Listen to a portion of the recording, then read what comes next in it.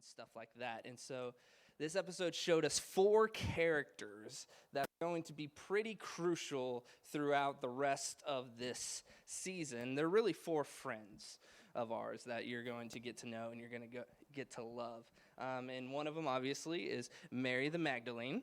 And the other one is Matthew the tax collector and Nicodemus the Pharisee, and then Simon the fisherman. These are our 4 friends. And really, these 4, in a way, with the way the show is constructed, really represent us.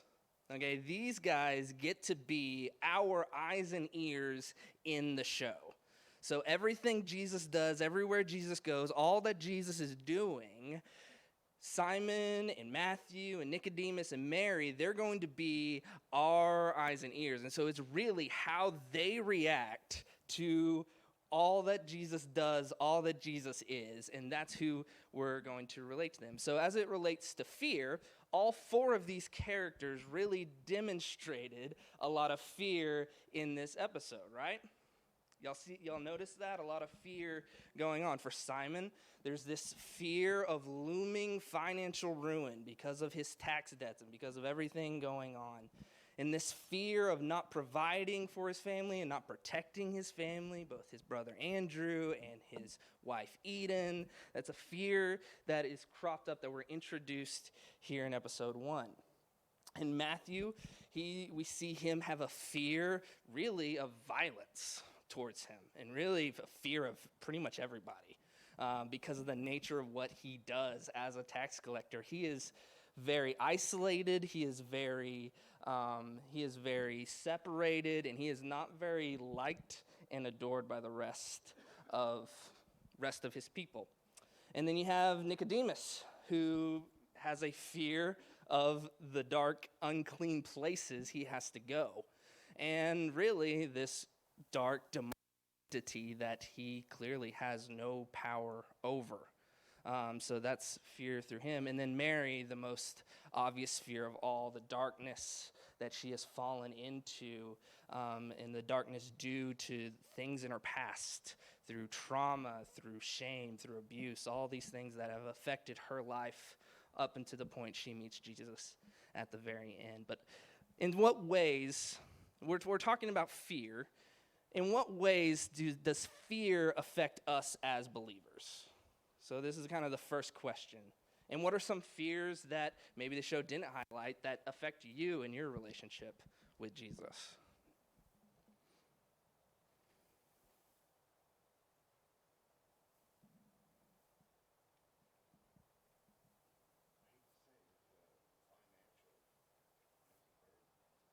The financial fears, yeah.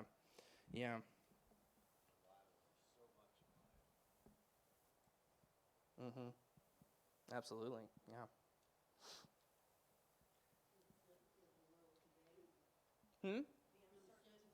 The uncertainty of the world today, yeah, we've got hit with that a lot this past year, really. The uncertainty of our day, the uncertainty of what's to come, of treading in new territory as a nation, as a culture, really. Yeah.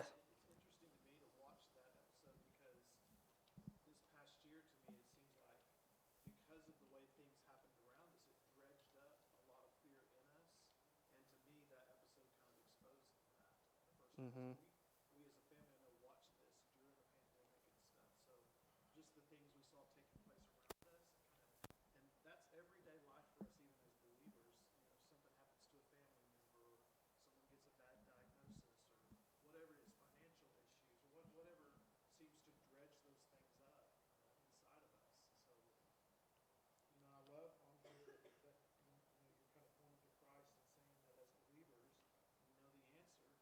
Mm-hmm.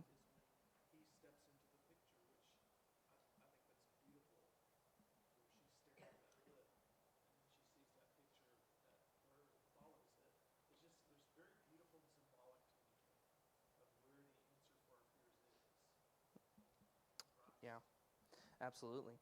And the thing about fear is that everyone has fears of some kind. And not all of them are as irrational as Bethany's fear of killer whales. But, but, no, but, no, but we all have fears, and these fears that we have, really, where fear becomes a problem is where fear controls us, where fear is the thing that we are constantly focused on, constantly trying to fix, and constantly trying to do our best to avoid a fear, to fix a fear in our own power. And in doing that, acting out of fear is where we make our worst decisions. I can look back in my own life in 28 years, and all of my worst decisions were made when I was reacting in fear. And so even as believers, we know the right answer, and I even wrote it down for you. We know the right answer is always to give your fears to the Lord, to look at the Lord, that the presence and the power of Jesus is the answer to the fear we face. And yet, life gets so crazy. Life gets so overwhelming that we are very quick sometimes to take our eyes off of Jesus and onto the issues of the world.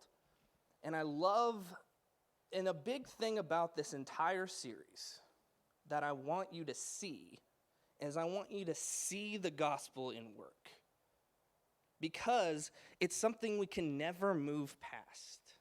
We can never move past knowing that Jesus is who we need to look at in our time of fear. We can never look past that. And I want this to be a fresh way, a fresh reminder for us about that. And our verse right here, it says, "Fear not, for I have redeemed you." I have redeemed you. This isn't, and we think about our redemption, and we think about our salvation as a past tense thing, as something that has happened to us in our past. And so we just need to remember what happened to us, that time we met Jesus, the time we experienced Jesus. But the thing about your redemption, and the thing about Jesus is he is always redeeming you. That you are his, and that fear not is in the present tense, meaning he is always redeeming you. Yes, Margaret? Go for it.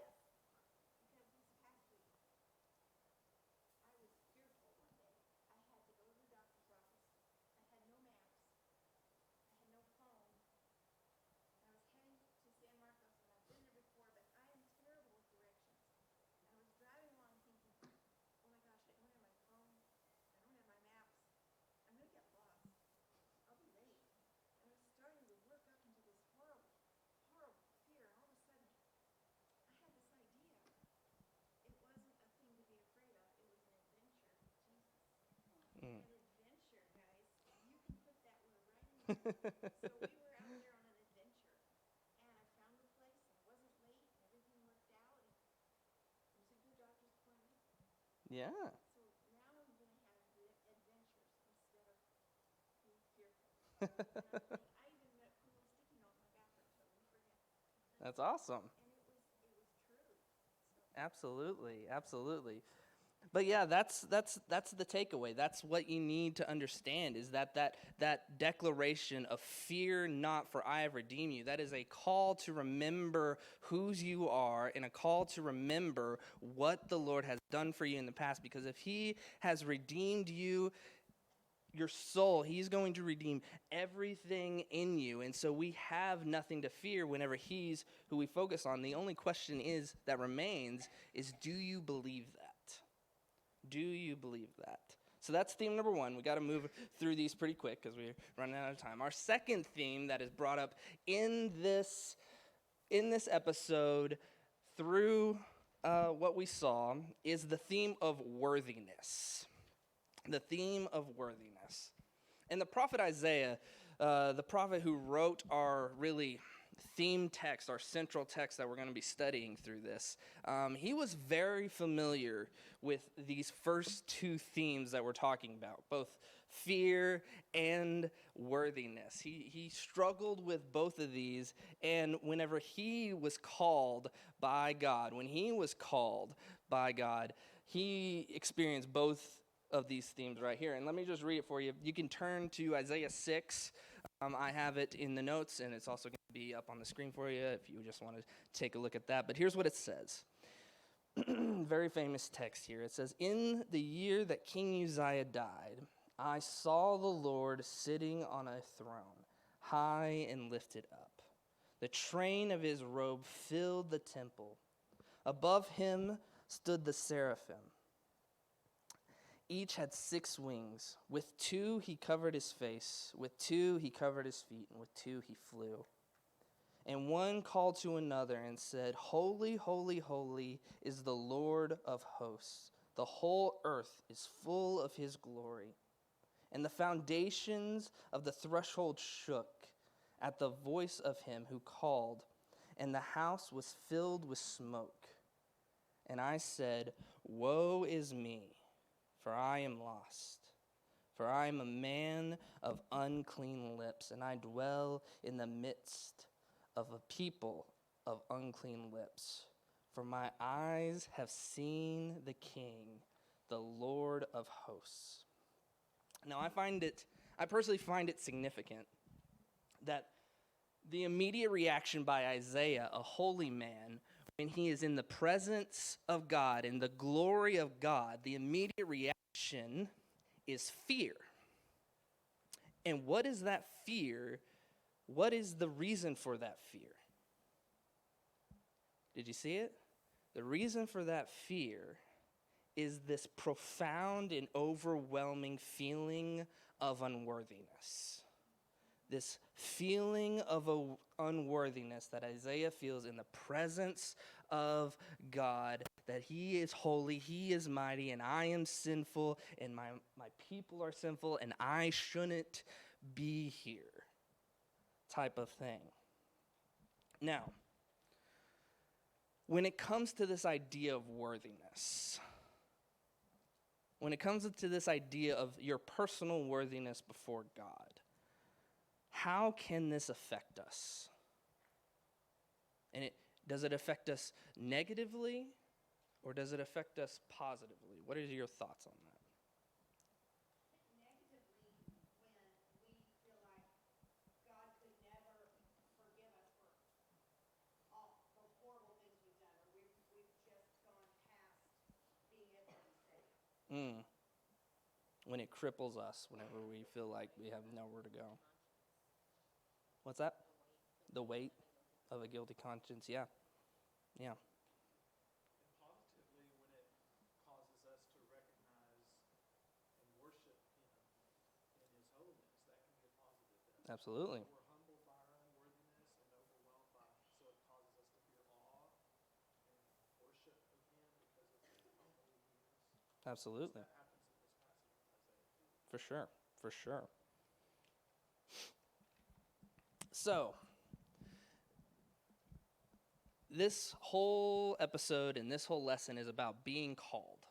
And it's the call that Jesus has on our lives and the worthiness or the unworthiness that we might feel in the face of being called by God or being called by Jesus. And really, there are a lot of intrinsic hang-ups when it comes to the idea of God calling us that we typically have. Kind of things that cause us to hesitate, things that cause us to trip us up and stuff like that.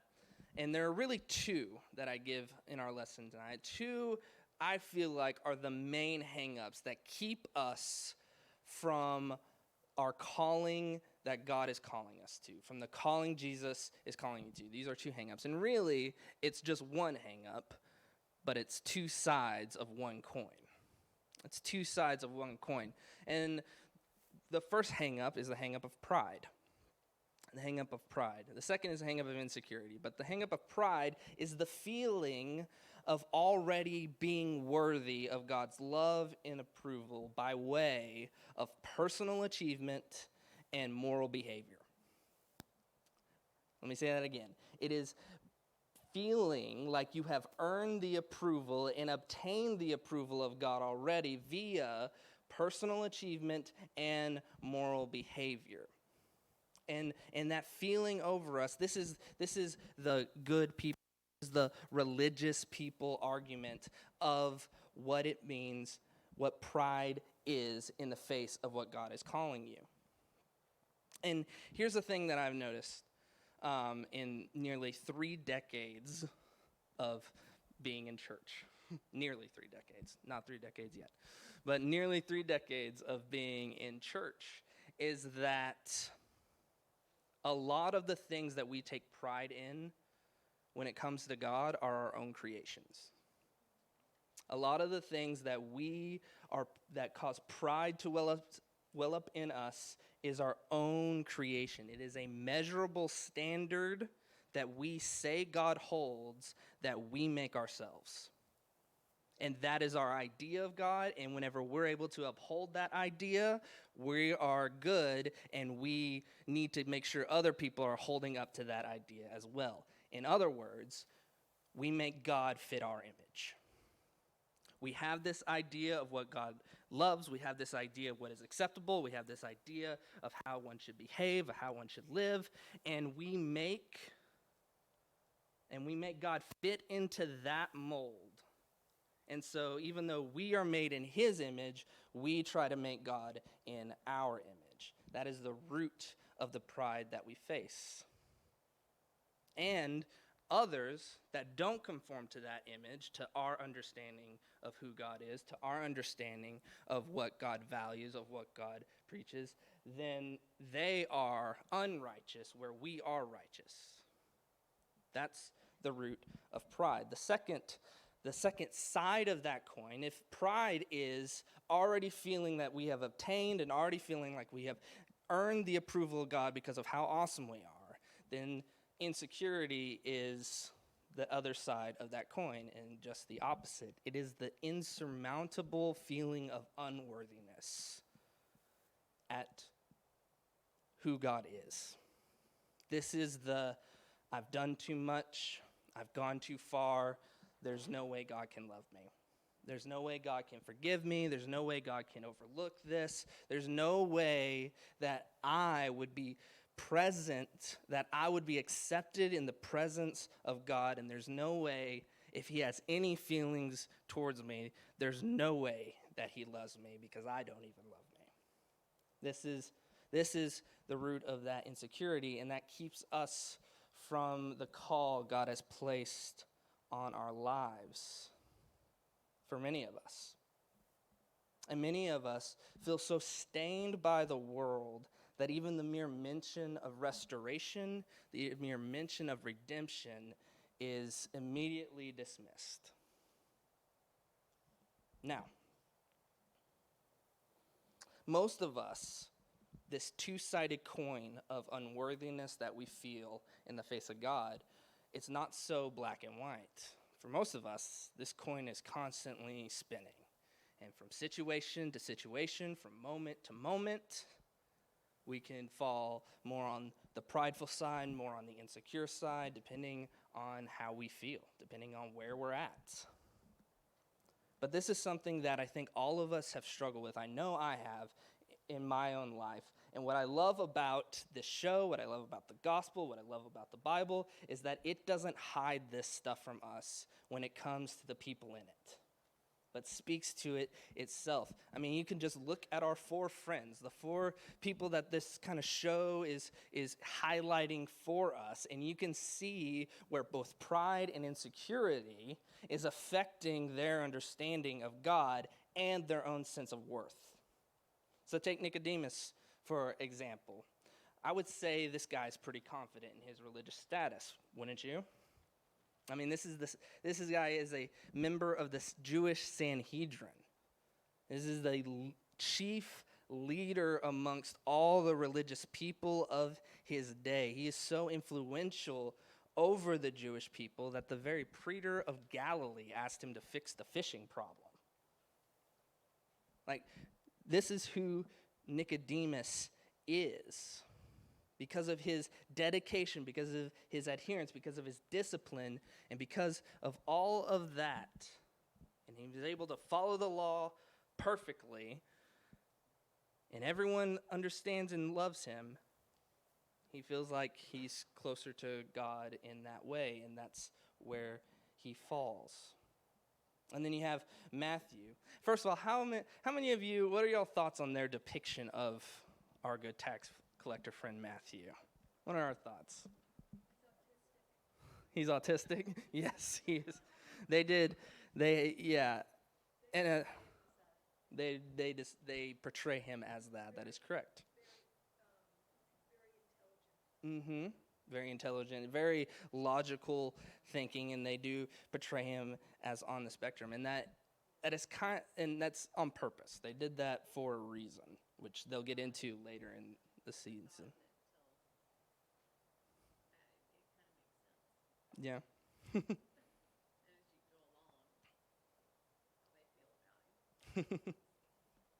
Yeah. Well, see, Matthew was likely too busy living for himself to really care if he was worthy before God. You know, being a tax collector means that he pretty much forfeited his entire Jewish identity, and he was ostracized by everyone, including his family, for choosing to work for Rome. So he was probably much more concerned with something more of a logical pursuit, like money and making a good living and making money and having financial independence and not needing to depend on anybody else because everybody else has already rejected him. But here's the thing about isolation that we now know on this side of 2020 is that isolation breeds insecurity because you were made for community. You were made for community. You were made to be around people. You were made to thrive in a communal environment. And so, when you are ostracized on the outskirts of society, literally rejected by everyone, insecurity will rear its ugly head in your life. It is bound to happen. And then you have Simon, Mr. Wear your heart on your sleeve, Simon. This is probably, whenever I say that this coin of pride and insecurity is just constantly spinning, this is definitely this guy that I'm talking about. Because you could just see it in everything he does. He projects pride outwardly and inwardly struggles with these fears and insecurities about how is he going to pay off the debt? How is he going to take care of his wife? How is he going to take care of his brother? What's going to happen? And so he is struggling just as much as anybody. And then the most obvious of the four is what Mary's going through, and the insecurities she's faced and the shame that she has gone through. And although much of her backstory, because like I preached over Mary of Magdala a couple of weeks ago, and we don't know very much biblically about her backstory. And so a lot of that was artistic liberty. But the point remains. Someone who has suffered through trauma, someone who has suffered through abuse, their lives, there's a shame on them that can never be erased, regardless of how loved and embraced that they are. And that insecurity is so crippling that really any idea of possibly being made whole is very hard to overcome. So those are our four flawed but nevertheless called characters that we see in this study. So, which one do you identify with the most? Simon? Yeah? Mary? Anyone else? Mary?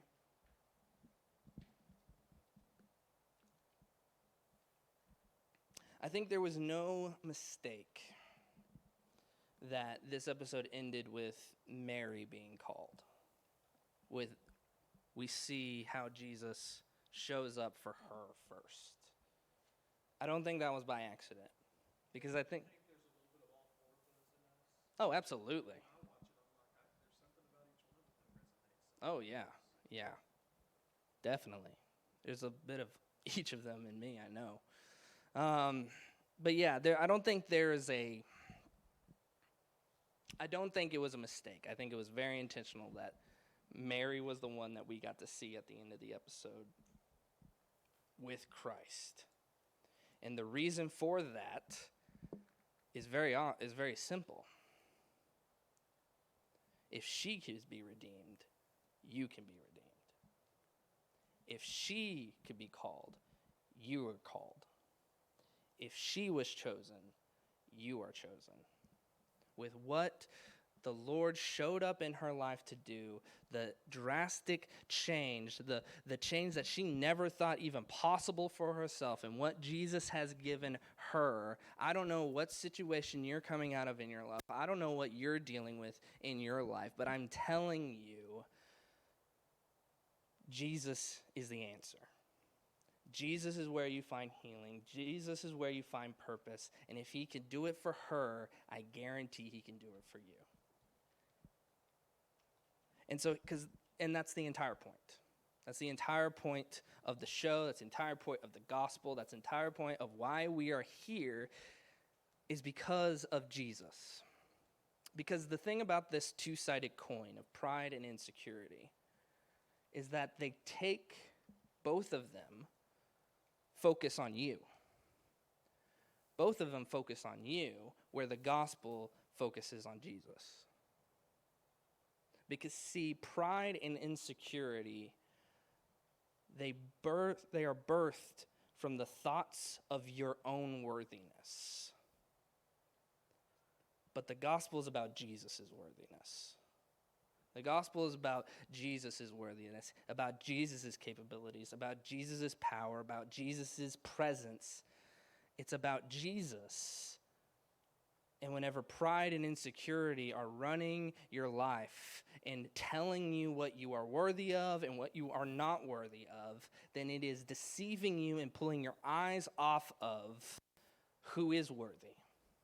Pulling your eyes off of where you can find salvation, where you can find redemption, and where you can find truth and purpose.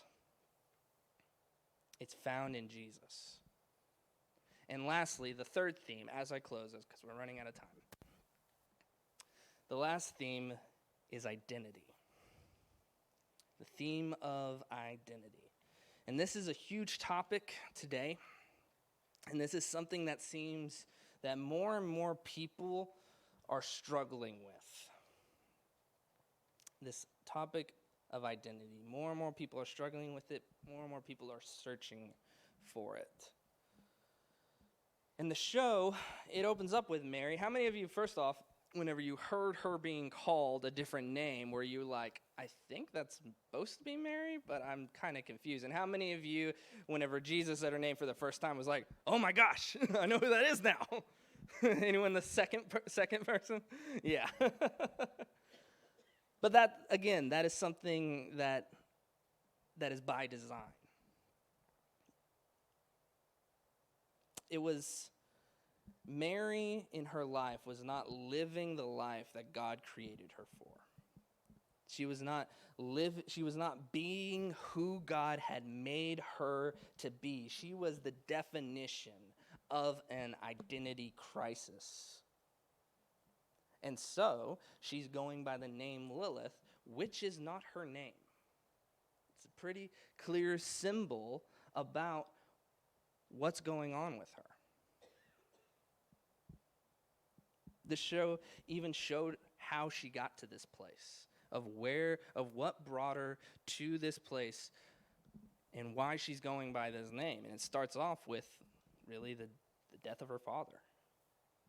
The death of her father, the person that got appointed in her life to speak identity into her. Mothers, fathers, parents. This is a quick side note. That is who we are. We are the ones who speak identity into our children. It is a responsibility God has given us and appointed over us. And it's a responsibility that we need to be sure that we are taking very seriously. Mary lost that for herself. What followed was a life marked by loss, and marked by abuse, and marked by trauma, a life marked by shame, a shame so dark that the very enemies of God feel at home at. And whenever you have 7 demonic identities toying with your mind, it's only a matter of time before you lose who you are. It was an identity crisis. As Romans 1 would say, Mary forsook the truth about God for the lie. And here's the truth. Only your Creator can tell you who you are. Only He who made you can tell you who you are. Let me read our verse again.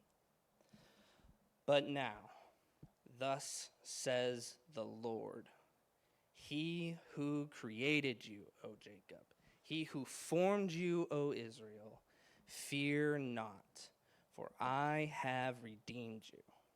I have called you by name. You are mine. I have called you by name. You are mine. Our God is a personal God. He's a God who formed you. He's a God who knows you. He's a God who sees you. And He's a God who wants you. And He will chase you down wherever you are, and He has something to tell you. And He's supposed to tell you, and He's going to tell you who you are. You have been called by name even if you don't know your name. You are still called because He knows your name. It doesn't make any sense. You can't logically understand why, and you're going to spend the rest of your life trying to figure out why me. And the only thing we can really say is because He loves you. It's because He loves you. So if you want to know who you are, if identity is something that you struggle with, you find your identity by looking at Jesus. He will tell you. He will show you. He will guide you. You want to know who you are, Jesus is who you need to see, because He's the one, He's the only one who can tell you who you really are. By name He has called you, by name He has loved you, and by name He has chosen you. And so I want to close us out in prayer, thanking God for that. And the only question is, in light of being called, in light of being chosen by name, what is your response? So let me pray, and then you guys can get out of here. Thank you for listening to me. Dear God, I thank you so much for the truth of your word. I thank you so much for the opportunity to explore your word in new and profound ways. Father, I pray for the hearts and lives of all of these people here this evening. I pray, God, that you would move and stir among us. Lord, that you would ease our fears. Father, that you would ease our concerns of worthiness, whether we're worthy, whether we're not. Only you can ease those fears. Only you can bring those answers. And Lord, I pray for all of us who are still searching really for who we are and what we're called to. I pray in all of these things we find our answers in you. We love you, God. We thank you for calling us. We thank you for loving us. We thank you for choosing us. We thank you for everything that you've given us. It's in your name we pray. Amen.